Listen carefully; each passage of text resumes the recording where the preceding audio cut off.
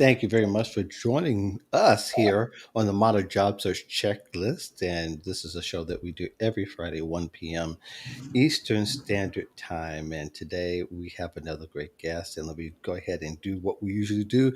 Damian Burkle's there on the end of your screen, no matter what side you're looking from. He is the founder of the nearly 30-year-old group Professionals in Transition. You can find them at jobsearching.org. They've helped more than 10,000 people get their act together and get a job. So lots of experience. He's also written a couple of books. He's been everywhere on every meeting possible, maybe except on the space cam.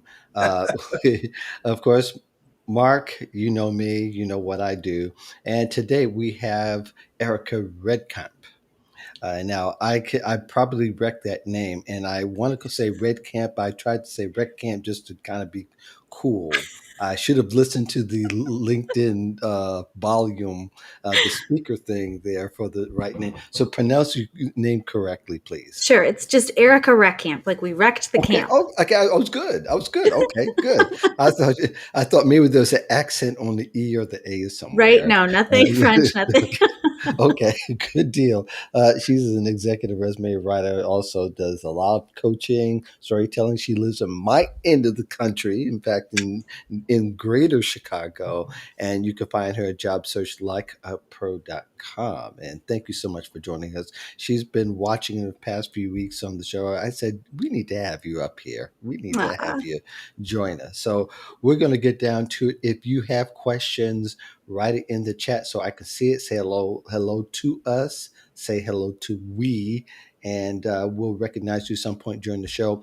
Wait a few minutes after you ask your questions because we'll eventually get back. We might be in the middle of the discussion. Of course, what you say matters a whole lot more than what we have to say in order to help you get your problem solved. So here we go. And one of the first things we have to worry about is the candidate experience these days that is changing and that is rapidly becoming a question on how candidates are looking at the job market. We know that now that there's a surge of jobs available in the lower entry, and not so much in the upper entry, but in the lower entry, that people aren't willing to take that first or second offer that people are offering in the hourly wage or in the lower end of the pay scale. And it's happening actually all over, but it's being more pronounced in the more the essential industries. And really, you know, there's a question that we always talk about is, why do you want this job? And those all those beginning questions that we have, but we never talk about that other little question there. Why do you want to leave your current job? So I thought it would be a good chance to talk about that and have a great discussion about how a job seeker should position themselves. And Erica, since you're the girl in the group, we're going to run to you first. And really, that question should also be navigated as carefully as some of those other beginning questions. Isn't that right? Absolutely, absolutely. The thing to remember is to make sure that you're always keeping it positive and forward focused. So, a lot of people inadvertently will maybe reveal some discomfort or dissatisfaction with something pertaining to their current role. And you don't need to do that in order to provide that context for why it's a good move for you or why they can expect for you to stay, right? Because that's what they're looking for. They're trying to diagnose, will you stay? Are you a high risk candidate? Right. So as long And as you nobody's not say, going to I was going to just toss in. Nobody's not going to really say what their true plans are, you'd right? be They're not going to. They're surprised. not going to. Well, I've been on both ends, and Damien has been on both ends, and people do tip their hands. But I think now people are a little bit more cautious in recent years than they had in the past, where they say, "Yes, I really want," and give away all the goods, and it's all spoiled. But yeah, it is a poker hand, isn't it? Absolutely. And some people are more savvy about this than others. And some people try to leverage personal reasons, and that's not always appropriate either. So as long as you're keeping it professional, keeping it focused on the fit, that you're excited about it, then it usually plays better. Yeah, so keeping it professional, uh, and forgetting about your personal aspects of it. Damien, what do you think of that question, and what maybe give a little bit of insight of what the hiring manager often is expecting to for a candidate to say out of that question? Um, it can be a real mind trap, especially if you're in a work situation that is toxic. And as a hiring manager, if you ask that question, um, you're looking for, as Erica said, a professional response. It is not a time to air your dirty laundry, and in some cases, it's not the time to tell the truth in terms of what the working environment is really like. And I really identify with what Erica said about it, keeping it focused and future forward, and that's very important because if you badmouth your current situation, if you talk ill of your current boss or their boss, you are burning a bridge, and you may not even know it. You know, uh, in the excitement of interviewing and wanting to make a good impression, sometimes things come out that you wish you hadn't said.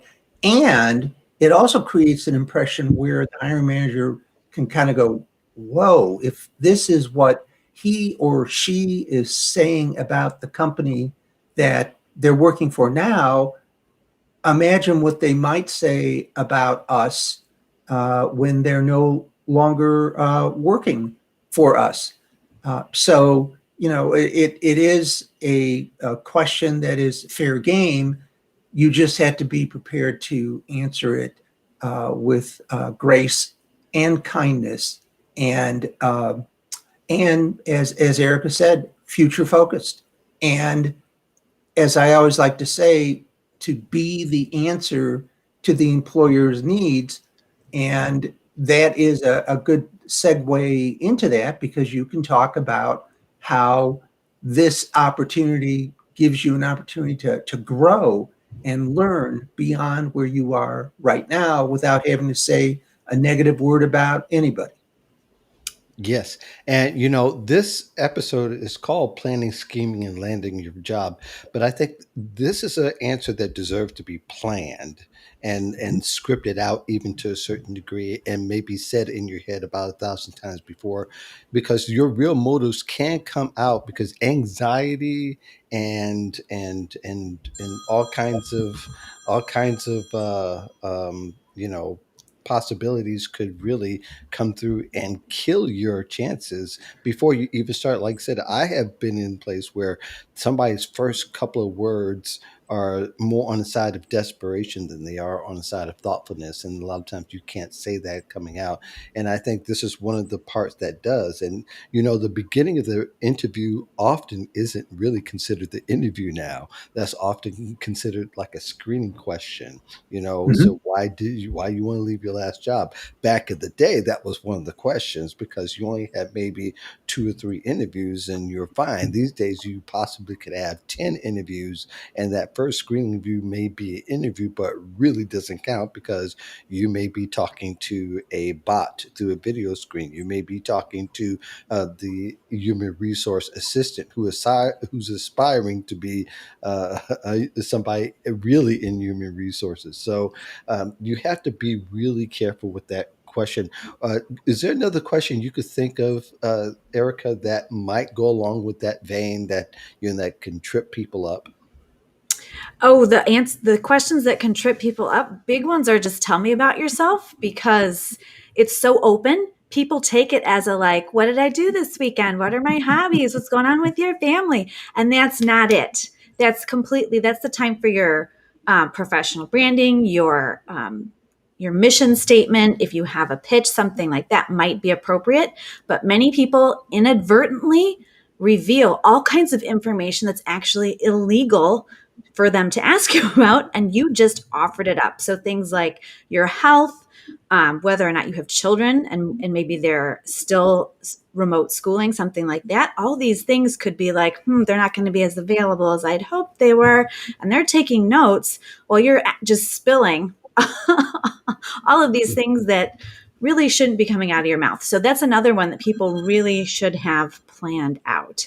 Another one is the weaknesses question, because either people come up with the completely cliche, I'm a perfectionist, or they accidentally out themselves to a great deal to something that's actually a basic functional requirement for the position, right? So you've got to kind of walk that line where you seem honest, credible, and you are actually giving them a framework for you to succeed, right? So knowing things about you, how they can play to your strengths and balance teams so that you'll thrive, versus, completely just giving them a litany of, well, I'm terrible at micromanagement. I'm terrible at Right. multitasking. Right. Well, the idea is the more you talk, the better the traps are, right? Yes. The more you give them the leeway, give them rope, give them rope, give them rope, then it becomes entertainment for the human resources. You can almost tell that, so, okay, well, let's see how far down the line this person's really going to go. And there needs to be some self-control. That's why there needs to be some planning, some strategy in answering your questions, the mindset. And a lot of times that comes from the intel that you get. If when you're reaching out to a company, you're also trying to study the company, understand the culture. So you're asking questions that are pertaining to that, not particularly your own personal needs. You're trying to gain their needs and leverage that. How much does that come into play for you, Damian, and having been in the hiring chair, especially the mid-level areas where people, there seems to be a little bit more free form than there is, a checklist when there's a lower entry. You have to be prepared for any type of question that you might be asked. And really, one of the best ways to prepare, I mean, there's lists that you can go through and prepare for, but especially when you're doing an undercover job search, the more that you meet with people networking, the more conversations you're going to have, the more questions you're going to be asked, and the better you're going to become at interviewing. And yeah, many times in a mid-level position, interviews will turn in a specific direction based on what you say. Sometimes. Now, other times, and I've done this as an interviewer and as an interviewee, they have a list of questions that they will ask you, even in mid-level, and they'll all get together at the end and rate you. So again, you have to be nimble and quick on your feet, and as always, concentrate on building rapport with the interviewer. And when you're networking, when it comes to the interviewer, it comes down to, if I like you, I may hire you. And if I don't, I won't. When you're doing informational interviewing, it comes down to, yeah, I buy into this person's quest for knowledge, and I will open up my contact list and direct him to 2 or 3 people that I think he should be talking with, or not. And I don't buy into this person. So be quick on your feet, be prepared, establish rapport, and tell the truth to a degree. And what I mean by that is learn to be diplomatic when you're interviewing, especially if they already know that you're working for a clown. And I had a situation like that where the person that I was interviewing with clearly knew the work environment and the person that I was working for, and he poked and he prodded and pushed to get me to tell him what this person was really like. And I just continued to talk neutrally about the situation. because again, it was not appropriate for me to wander off and take the bait, if you will, and say things that I probably would have regretted much later on. Yeah, I think sometimes people poke and prod because they don't know how to ask an open-ended question that may lead right down the right road, because Mhm. that's a skill. As somebody who, if you're being interviewed, you don't want to seem like you're poking and prodding because that's going to be obvious. Like you picked it up. You try to ask open-ended questions. Sometimes what people don't say is more revealing than what they actually say. You agree with that, Erica? Absolutely. Yeah, absolutely. Um, and there are definitely ways to focus on the positive while not necessarily completely misrepresenting. Especially if you're interviewing with competitors, if there's some awareness, if there's smaller industries, yeah, it's usually understood where certain leaders are coming from or practices within those organizations, and you'll see clusters of employees leaving and coming together, right? Mhm. So they're aware generally, and even of the when you are being diplomatic, but it's still you absolutely must. The ambience coming in is, I have no problems and I'll solve all of your problems, right? They don't want to be dealing with, oh, okay, well, we've already got like a behavior plan for this person and they're coming in the door, right? They don't want to have Right. to deal with that. In terms of answering the questions, though, and you were talking earlier about not over explaining or talking yourself into a hole. That's where those frameworks, where the power of three, where you're like, I'm only going to say three things, or the CAR or STAR Hmm. methods, those can help kind of rein in your answers. And then convince yourself to be comfortable with that silence, because a lot of times the interviewer is taking notes or they're processing what you said. That Mhm. doesn't mean that you should just keep prattling on. That's okay to have a little pause and a little breath. Yeah, Mhm. yeah. I think to have a little bit of silence sometimes, to be a little bit thoughtful, shows that you're being thoughtful, and that you're also not so much that you're being guarded, but that you are filtering the bad and coming with something that's positive and that promotes you. And even if you had a bad experience, nobody wants to rehear the dirty laundry as talked about earlier. Damien, did you have anything else to add to that? Uh, Other than be as diplomatic as you can. And also, if any of our folks get into a situation where you're working with someone who isn't a good interviewer, and I've had situations like that, it is perfectly okay to kind of softly lead them through the process, but by saying something like, at the end of your 30-second commercial, I always would stop, establish eye Hmm. contact, smile, and then say, what else would you like to know about Damian Burkle? And Hmm. honest, most of the time there was like a sigh of relief, because they didn't want to hear my life story. They wanted to know in 3 sentences, maybe four, who I was professionally, what I could do, and what my strengths were. And Yeah. if you're working with somebody that isn't strong with the interview, then you can, by actively listening, pick up on what they're saying and then frame that into a sentence that really is a question. And if they respond to that, then go ahead and answer. Otherwise, you're just going to sit around and talk about sports. There's nothing wrong with that. But at the end of your half hour or 45 minutes, you'll know nothing about the job. You really won't know anything about the person. But you'll be happy that your local team won. So again, don't be afraid to lead an interview, but don't take it over. I always made a point at various stages of the interview to clearly give the interviewer back control of the process.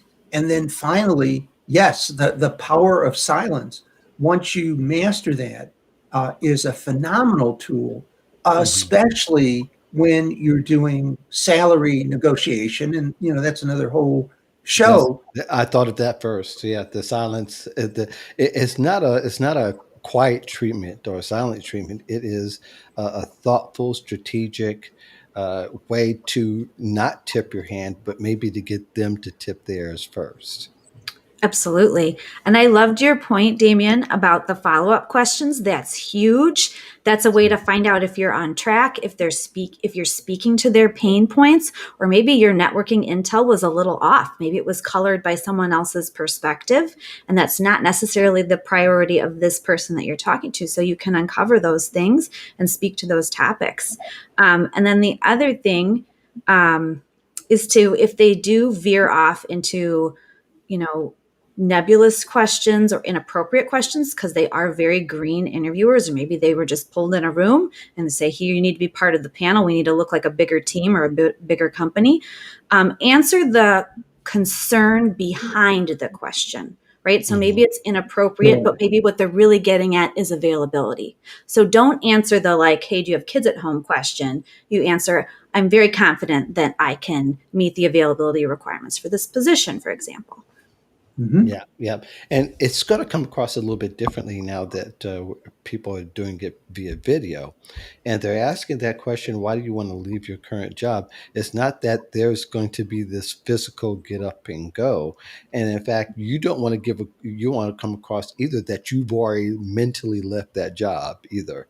Right. Because I think a lot of people tend to tip their hand that way too, is that they will say things like, well, I'm really tired, or I really ran out of room. There's no saying that there's no other place to grow is a very bad answer to somebody who's a seasoned interviewer, because what Mhm. they're looking at, and they're saying, so, oh, you get a little restless. And especially after they see that you've only been there 2 or 3 years, then that becomes a little bit more of a concern. So I think I completely agree. And I would even frame it as you try to look towards the bigger picture of what you'll be able to accomplish with the company, more so than the micro aspect of that I need to get out from under Yeah. this company. And Right. Mhm. it comes across in so many ways. Great discussion. We're going to have to revisit that question down the line, Damien, for sure. We always end up Absolutely. talking about interview questions anyway.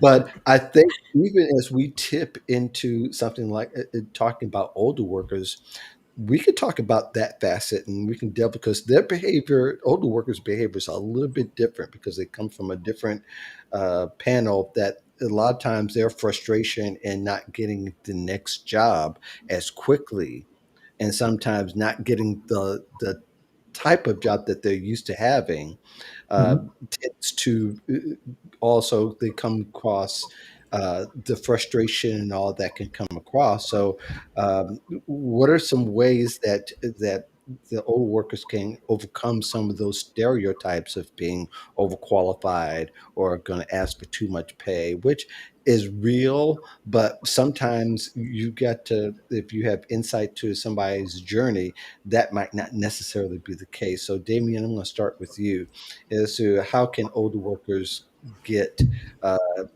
kind of get a leg up on their competition, no matter what the age is.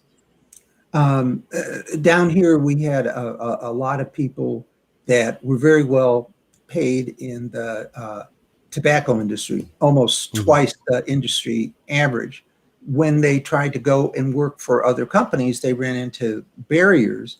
And what one Hmm. person said is, listen, I don't work, and an older worker, by the way, I don't work for blank now.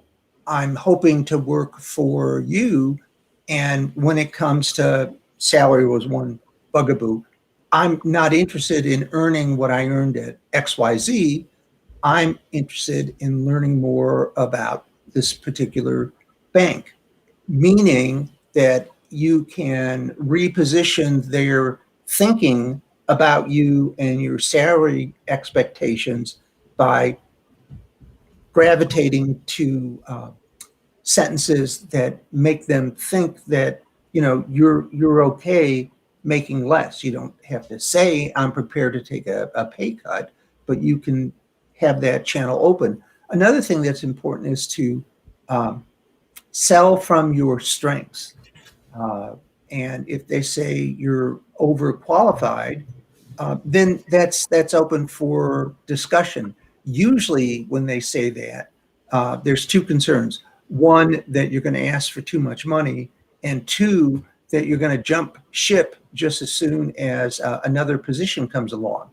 And in a situation like this is an opportunity for you to reassure them that you're there for the long haul, that there's lots of opportunity for everybody, and that you see this as a real opportunity for growth.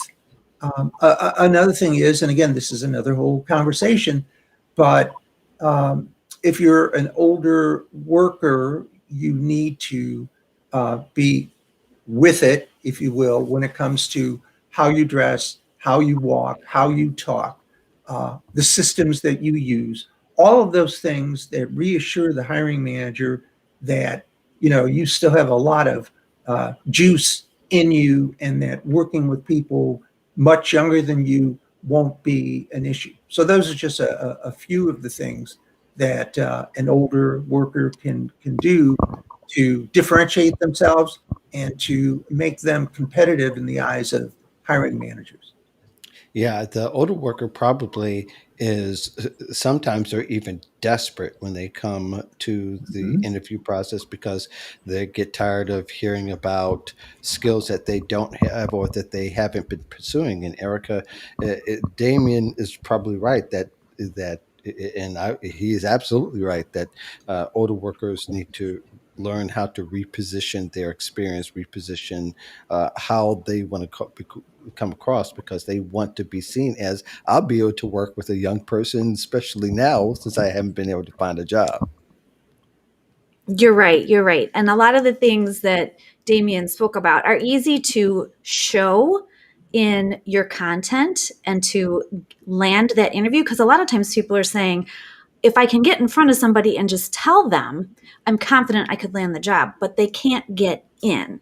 So Mhm. with the content, it's the maybe brushing up some recent training, even just having that on there is huge. It's a visual demonstration that you haven't stagnated, that you're not just Mhm. resting on your laurels. Um, any new tech skills that you have, go ahead and add it. I mean, Microsoft Office is now an assumed skill, so Mhm. it would be great to just even add a couple things. Professional organizations are another indication that you are interested in the industry, that you're staying on trend, that you're aware of things that are changing, emerging topics, that again, you're not focused on what worked 20 years ago, or you're not banking on legacy knowledge, going to an entirely new organization. That's not going to work. So what Mhm. was valuable at your last role maybe won't be in your next role.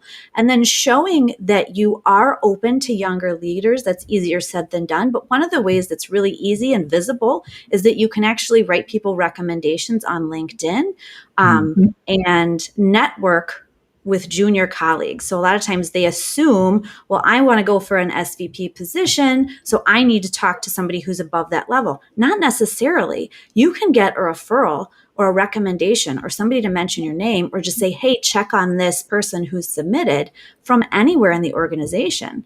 And even the fact that you're willing to have mentor mentee, have informational interviews or conversations with people who are junior colleagues to you, that speaks volumes about how you don't see them as lesser, right?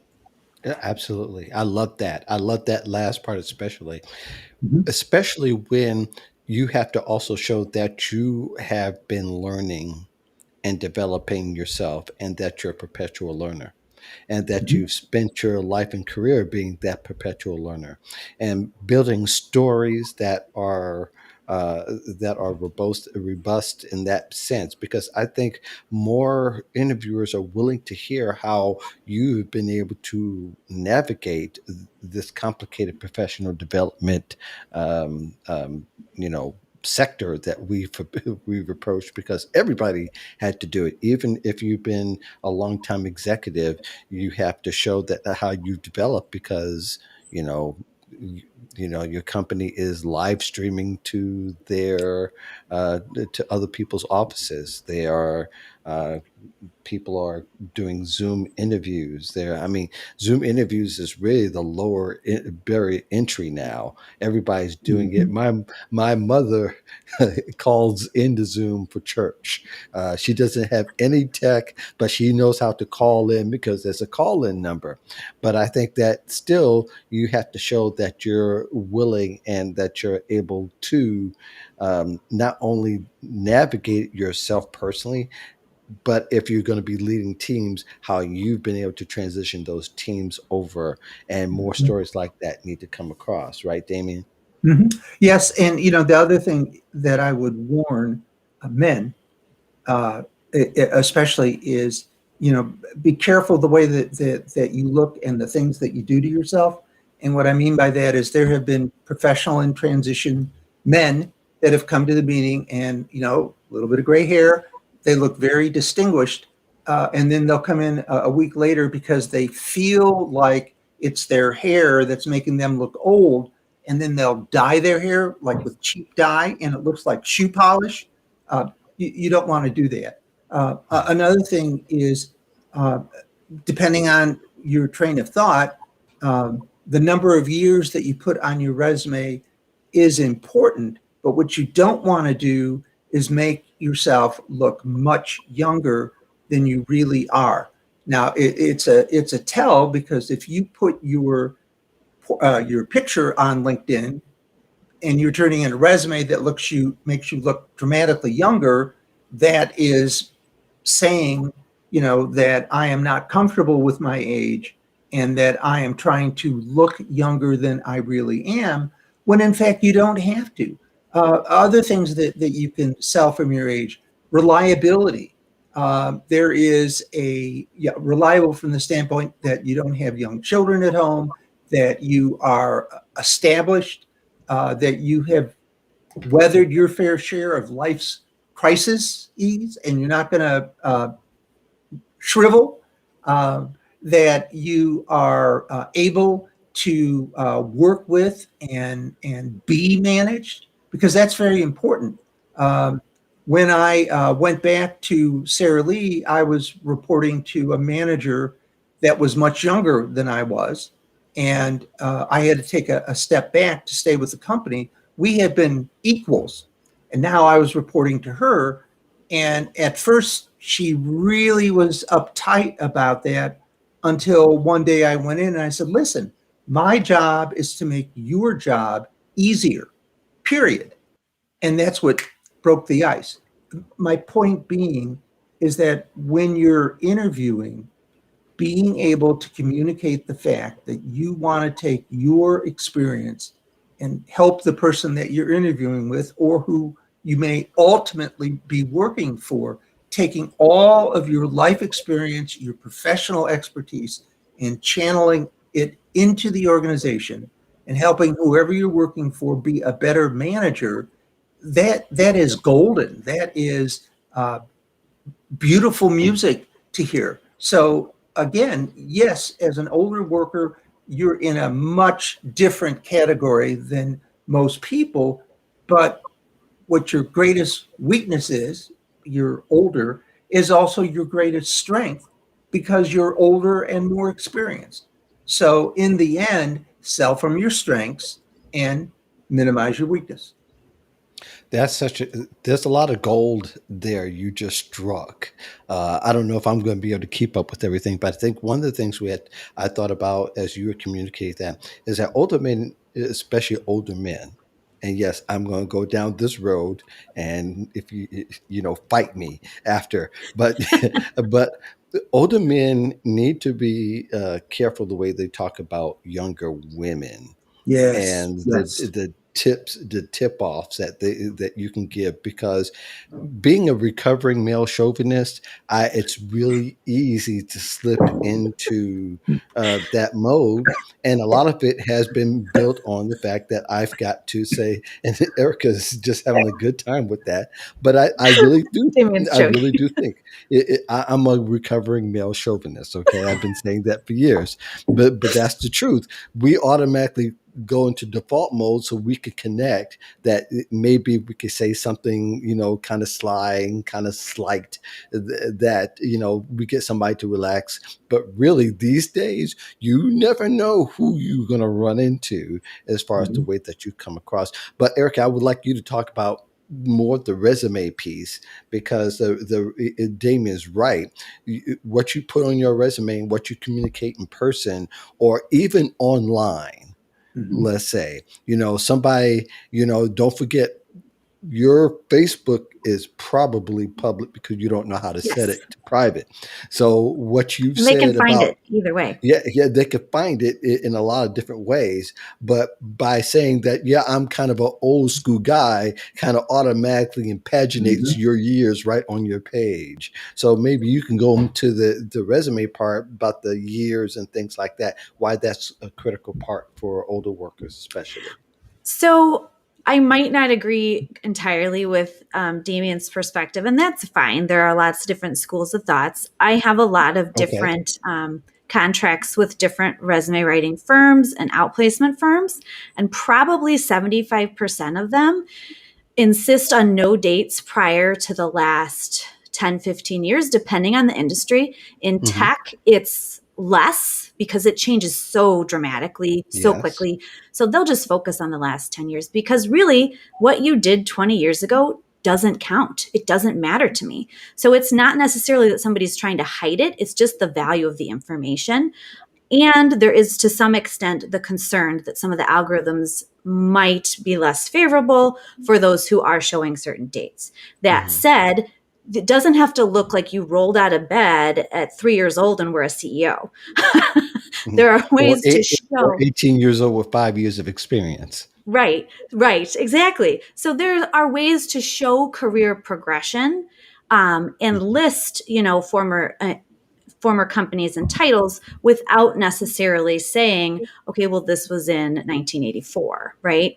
Hmm. So the thing is that you have to be very careful of when you do decide to um, create certain thresholds in your timeline in terms of how much information you're going to show, they have to be consistent.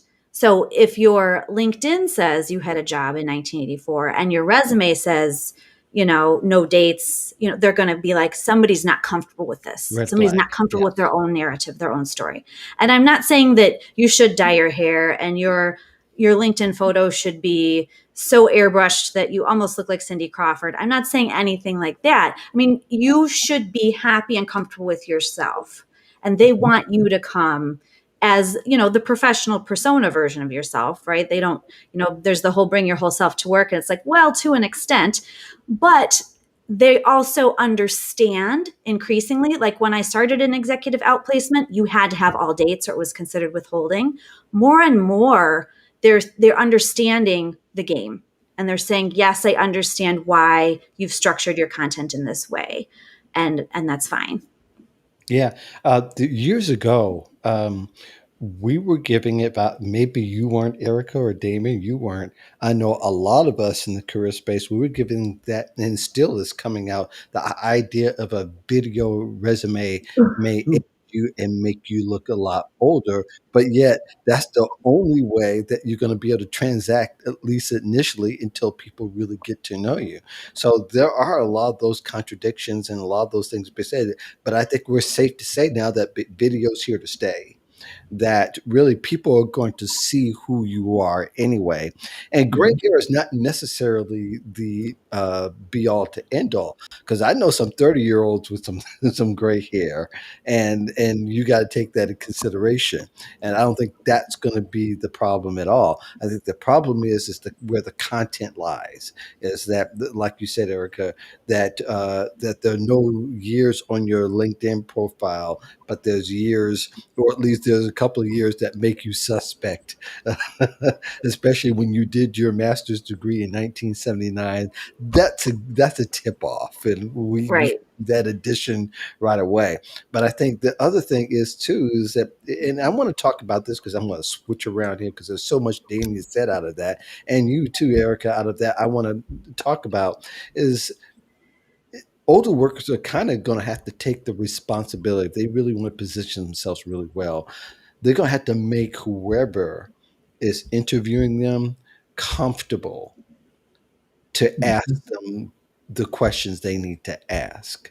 Because a lot of times, as an interviewer, you're thinking, oh, I have an older person now. I don't want to be the age discriminatory guy, but this guy seems to be slightly lethargic, in my opinion, even though that's relative, giving off that old energy. But really, it's up to when you sit down in the chair and you start answering those questions, you have to kind of make them feel comfortable to ask the right questions. Is that something? Have I gone way out there, or do you guys agree, Damien? Your thoughts on that? I think it varies from interviewer and interviewee. But if a company is seriously interested in you and your talents, there does have to be a degree of comfort for the interviewer to ask questions. But Hmm. again, it's kind of dicey because there are questions that you are not supposed to ask. So, you just have to be careful. Uh, but yeah, you do have to be comfortable. Both of you have to be comfortable for questions that kind of skirt that line. But in the end, it comes down to talent, energy, and ability, regardless of what your age is.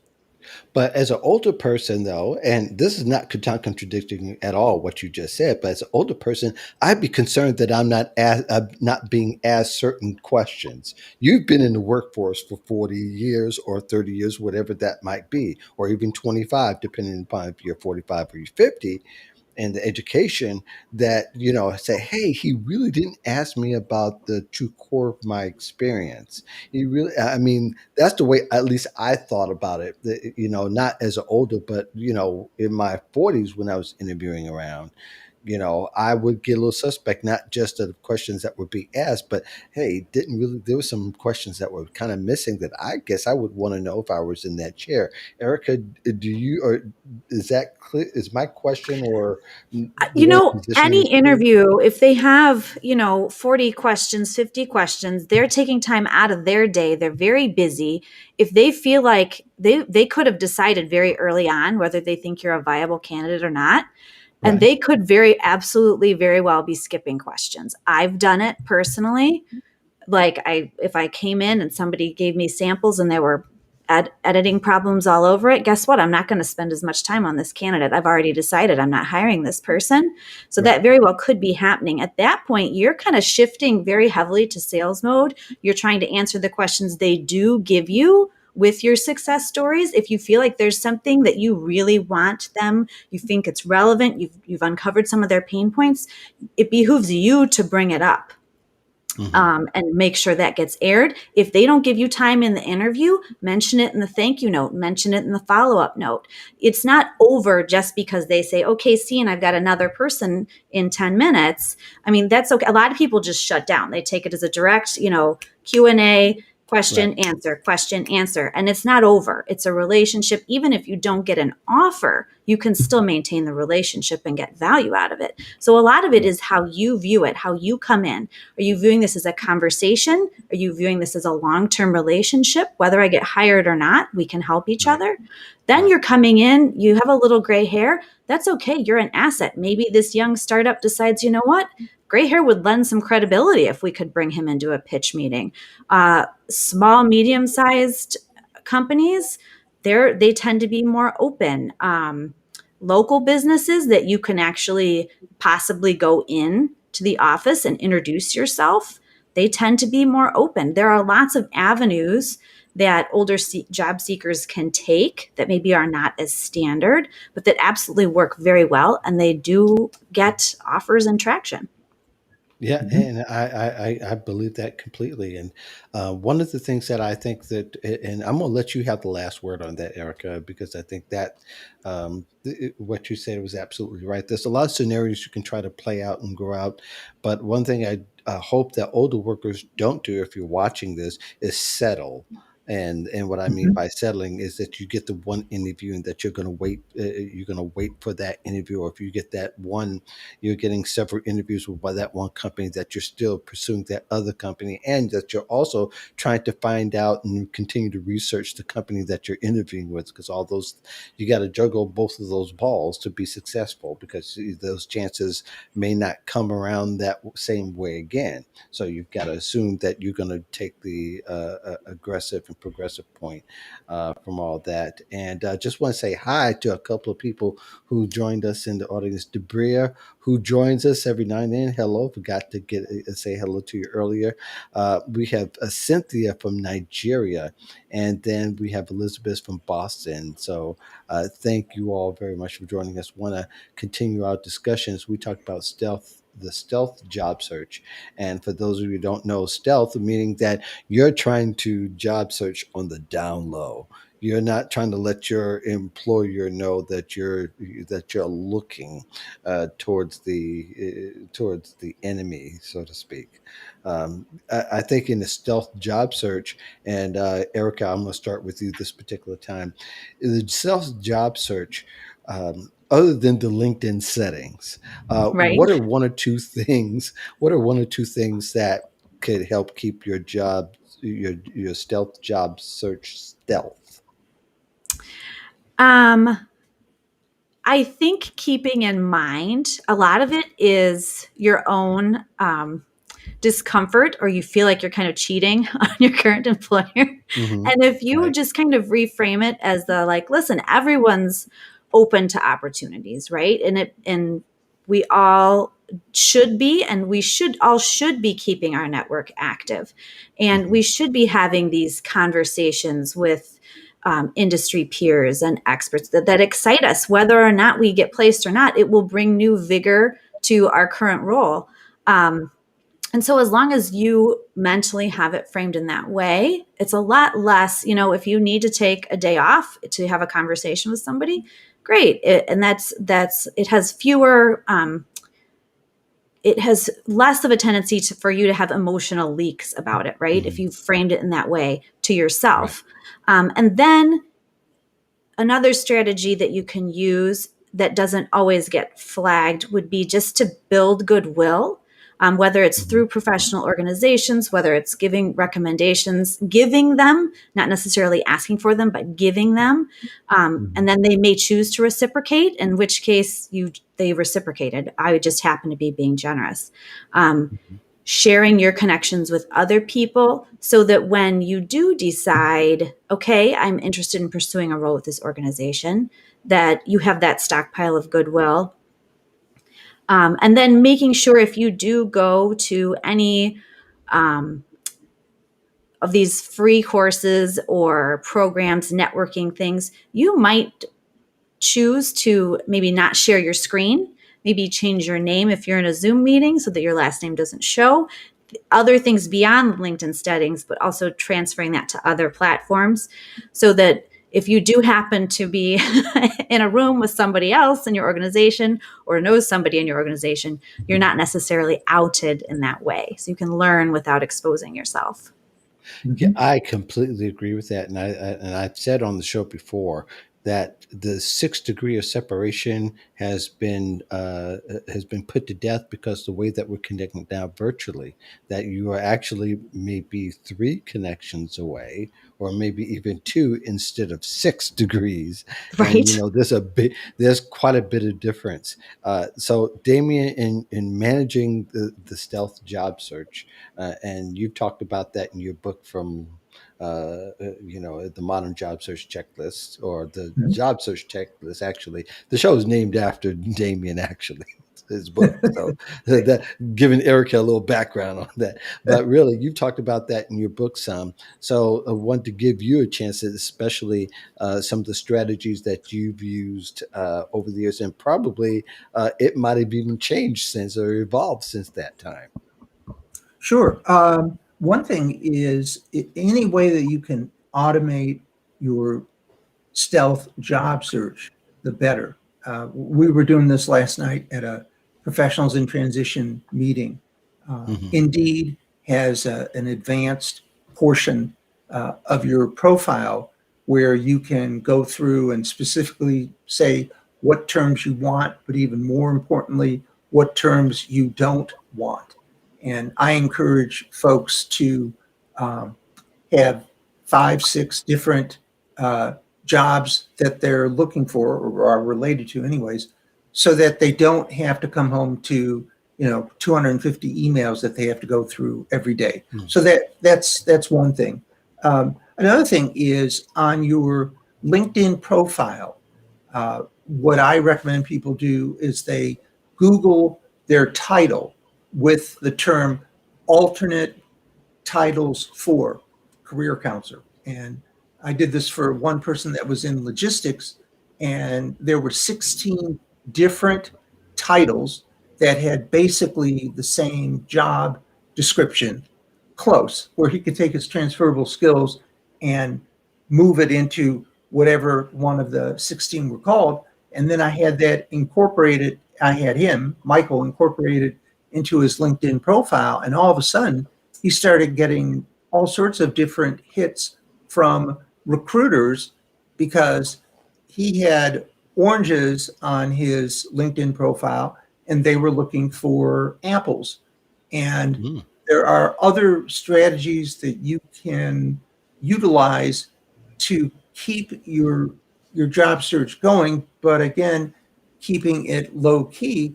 And probably the most important thing to remember is you don't have a gun to your head. And what I mean by that is you can take your time, you can be strategic, and you can go forward looking for whatever that next position is that has your name written all over it. And you don't have to feel the pressure to have to generate revenue quickly because you don't have a job. So the bottom line is you're in a great position to job search slowly, with intention and with enthusiasm. And if it's been like my experience, your next opportunity is going to come to you through someone you know or through someone that they know that connects you. And so that brings us back to LinkedIn. And I agree that you don't want to um, make your LinkedIn profile so obvious that you're looking for another job, but you do want to make sure that it is robust, complete, and search engine optimized, and let the opportunity come to you at the same time that you do everything else that we talked about today. Those are some great tips. And I think about how many people have old jobs on their LinkedIn profile Mhm. where they're not being found because their job title has been outdated. And that's a way it kind of bridges the two discussions we just had about older workers, the one that has management information systems as opposed to the newer jobs that might have information technology to it, or whatever term that may. And more niche you are, the more progressive you're going to see, because Mhm. if you're pretty general, it's gonna make you feel old. But even for someone that is trying to conduct a stealth job, sure, you do want to make sure that you have something that's updated so that when people look at you back, they say, oh, Mhm. okay, this person is still relevant, as opposed to, oh, this person's been there for a whole lot longer than their profile says because that title looks kind of old there. Erica, do you want to Yeah. add? And you know what? It used to be kind of a red flag to update your LinkedIn profile because LinkedIn Mhm. used to be predominantly for career searching, but now it's Mhm. not. Now it's for sales, it's for business development, it's for people posting Facebook like things. Yes. So you going in there and populating your experience section, filling out that about section, changing your headline so that it speaks to your value, not just the default title company, things like that make the recruiter activity so much higher. You can also use LinkedIn Career Explorer, where you can plug in your current title. It'll give you like 20, 40 different roles. It'll talk about transferable skill overlaps, pull out the ones that are relevant to you. And then even when you go to type in the skills, lots of times there's a drop down menu with suggestions for like, do you mean diversity and inclusion? Do you mean diversity, equity, inclusion? Do you mean people and culture? Go through that, pull out the ones that are relevant, because those are the phrases they're data mining for. And it could be as recently as even pre-COVID, it was okay for maybe you to put human resources on your resume. Well, now it's really shifted to people and culture. And if you don't have the right phrasing, again, you're exposing yourself to age discrimination. You're looking like you're out of touch on the industry. But just updating it in and of itself, no longer a red flag. That's not something to worry about. LinkedIn activity is also another way to get on recruiter radars. So if you post, even if it's sharing an article 2 times a week or an inspirational quote, you will land higher in search results. Yeah, So just knowing that can be very helpful. Go ahead, Damian. And what I'd like to add is, and this is different than LinkedIn, with Indeed.com or any of the companies that you may have put a profile on. If you go, I always recommend that folks go back about every 3 weeks, call up their profile and their resume. And, let's say you have the cat in the hat, go back and delete the cat in the hat, retype in the cat in the hat, period, and resubmit it. And what happens is your resume is refreshed. And if a recruiter goes looking for you, you will have posted your resume within the past 30 days. And you never go stale because you're constantly just making a little change every 3 weeks that keeps you fresh, if you will, because sometimes recruiters only say, I only want candidates within the past 30 days. You're not doing anything illegal. You're not playing any games. You're just keeping yourself fresh. And then going back to what Erica was saying about LinkedIn, yeah, I mean, the more active you are, the better off you're going to be. The more articles that you share, the more visible you're going to be. And also, if you have a particular talent or are an expert within your industry, don't be afraid to write an article. I mean, what's the worst that could possibly happen, right? Somebody gives you a hard time. Well, that usually doesn't happen. And the world is better because you've taken the time to share your unique bit of language or expertise with other people. So those are all things to think about. And also completely different, much like Mark said, Dabria and Elaine and Elizabeth and Cynthia, we're so glad when you tune in, because the bottom line is this show is about you. It's not about the three of us. It's about you. And if we can answer your questions every week and help you along the path of reemployment, that's what we're all about. So now I'll bounce back to Mark. Yeah, well, I was going to say that I want to get this last question in. Erica, you mentioned something about Career Explorer. Go ahead and give a short 2 or 3 sentence explanation for Dabria. And Dabria can also, there's a couple of articles on LinkedIn you can search out to find even more drawn out explanation of what the Career Explorer is. So go ahead, Erica, take Absolutely. It's just a tool. It's not very easily accessed, but you can just search LinkedIn Career Explorer, that phrase, and it'll pop up. And then you can just take a look. It'll let you enter your title. Sometimes it even lets you search by city, state, I believe.